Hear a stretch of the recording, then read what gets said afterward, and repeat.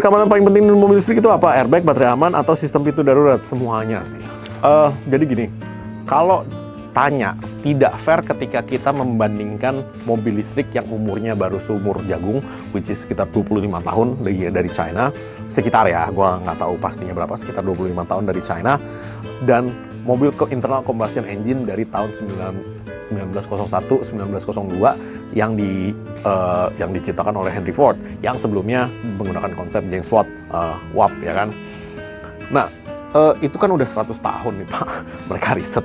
Sama yang ini kan baru 25 tahun nih Pak. Nah, cuman kadang-kadang kalau saya sebagai engineer itu selalu berantem sama orang desain produk. Orang desain produk maunya bagus, iya, diumpetin apa segala macam biar nggak kelihatan, betul. Tetapi safety factor nggak boleh dikorbankan. Lu boleh redesign ulang seperti mobil Eropa, handle-nya dijadiin satu supaya lu buka 2 kali baru bisa ngebuka. Itu fine, dan terbukti mereka nggak pernah ada problem di situ kan. Cuman jangan dihilangkan. Ketika itu dihilangkan, lu nggak bisa buka secara mekanik ya. This is what happen. Karena kalau bagi kita engineer yang penting fungsi Pak. Lu mau bikin modelnya bundar, lu mau bikin terbang di luar angkasa, yang penting fungsinya sama, nggak ada masalah. Jangan lu hilangkan fungsi itu. Ketika fungsi mekanik door openingnya lu hilangkan,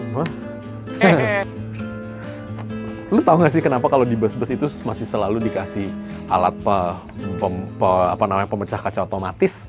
Otomatis lagi, manual tuh, yang lu ketok-ketok tuh. Kenapa?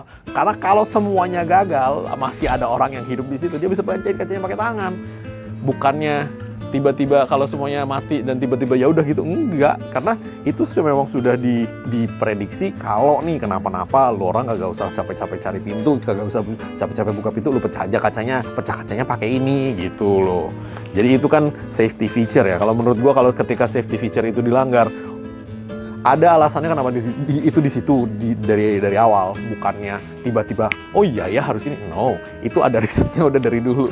Jadi kalau gua sih, gua akan concern itu sih. Jadi dari dulu gua lihat TV, gua juga karena gua nggak terlalu tertarik untuk beli ya. Gua pribadi nih ya, karena gue pribadi nggak terlalu tertarik untuk beli, makanya gue juga nggak pernah ngeliatin fitur itu. Cuman memang ketika fiturnya makin canggih, gue juga mulai menyadari itu. Pintu-pintu mulai kagak ada handle-nya. Ketika pintu-pintu mulai nggak ada handle-nya, waduh, everything is electrical atau semuanya itu pakai sensor untuk ngebukanya. Kalau listriknya mati gimana? Kan begitu kan poinnya adalah, kalau listriknya mati gimana lu tenang kacanya? Iya, kalau lu masih bisa tenang kaca. Kalau baterai di bawah lu udah mulai kebakar, ya itu kan dari dulu gue juga udah bilang. Ya gitu deh bro. Kalau gua sih, gua cari feature yang memang masih ada handle-nya ya bro ya, dan lockingnya sebisa mungkin manual. Lu pakai central lock aja kayak Kijang Krista, udah jelas-jelas nggak pernah problem sampai hari ini. Ya aja, nggak usah lu ala-ala.